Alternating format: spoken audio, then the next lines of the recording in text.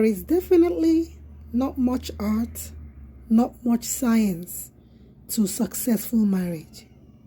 In order for your marriage to thrive, it is important to create daily rituals of spending time together, showing fondness and esteem to your partner, learning to resolve conflicts in a healthy way. Shared meaning and friendship are the glue that can hold the marriage together, guys. If you don't form a strong bond, a strong friendship with your spouse, your marriage will always be shaky, or do I say always on a rocky ground. I was reading something from some Dr. John something, I don't remember his last name. He said that the key to a successful marriage is to reflect daily upon the importance of how you spend your time and developing rituals that promote better communication and attunement with your partner. Guys, most of our daily lives are run by habits and rituals that keep us productive and emotionally regulated. For instance, did you take a shower first thing this morning? And then have your morning cup of tea or something before you jumped into your car and to begin your day? I was reading a book called Power of Habit written by Charles Duhigg. He says that habits are crucial to success in all realms of our life. And I really believe him. You know why? Because these habits make us more productive. It is healthy. It shapes our life in a multitude of ways. Guys, it's about time we looked at ways to adopt daily and weekly habits or rituals to enhance our marriage. As a people, as a population, as a nation, we tend to invest more time in work, in social activities than we do in our intimate relationships. It is no wonder our divorce rate hovers, around 50% for first-time marriages and over 60% for the second and third, if not fourth marriages in the US today where I live. Creating daily and weekly rituals with your partner will help you to learn more about his or her passions and dreams.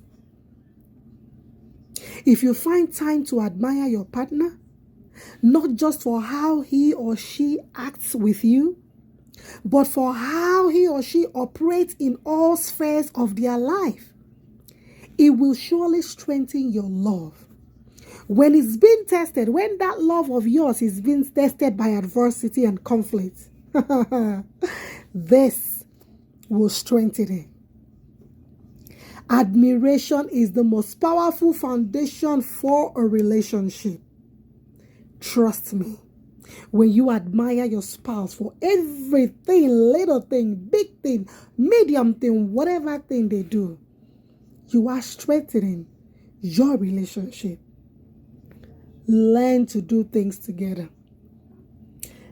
For example, eat meals together. It may not be possible to do this each day, but if you strive to eat 5 meals a week together, you probably find you're sitting down at the table together more nights. Unfortunately, electronics is taking over a lot of things in our life. Learn to turn off the TV and cell phones. No texting, no answering calls, no checking Facebook, no checking nothing. Tune into your partner. Set aside at least 30 minutes each day to sharpen your communication skills. Somebody was advising me one time. He said to me, seek first to understand, then to be understood. That was when my marriage was kind of rocky. I will never forget that year. And I thought about it. I need to seek first to understand my spouse so that he can understand me. Open the lines of communication with your partner by tuning into what he or she is saying.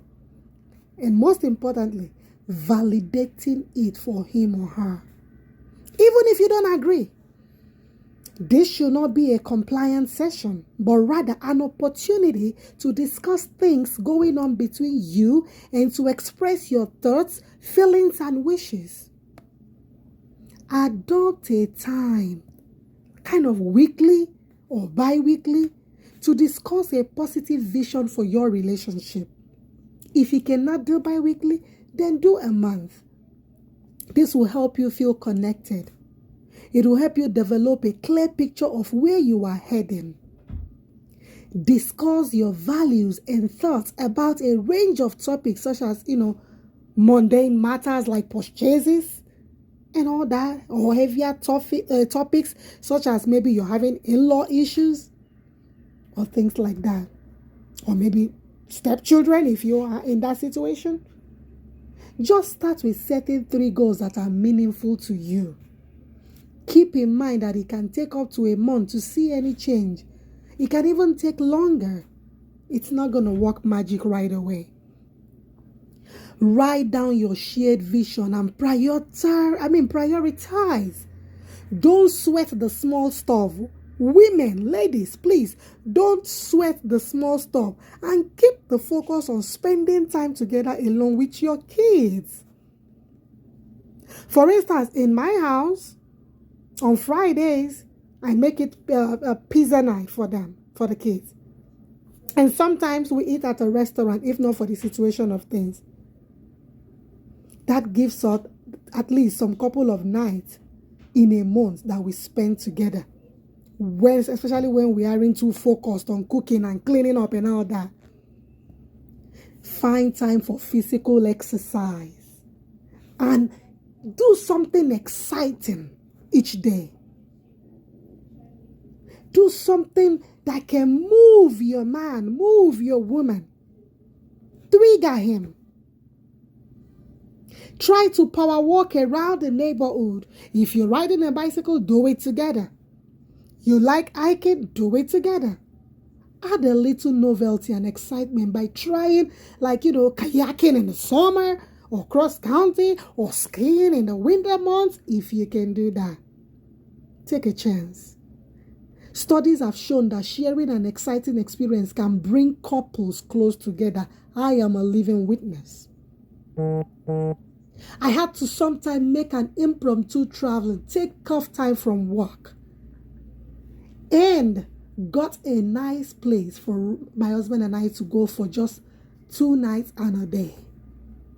And I tell you, that experience actually brought us closer. Always hug each other. I have something in my house like a frame on a canvas that says hold hands together all the time. Kiss each other. Do not go to bed angry. Listen, we can't help it. There will always be something that will make us angry where our spouse is. But try your best, your very best, not to go to bed angry.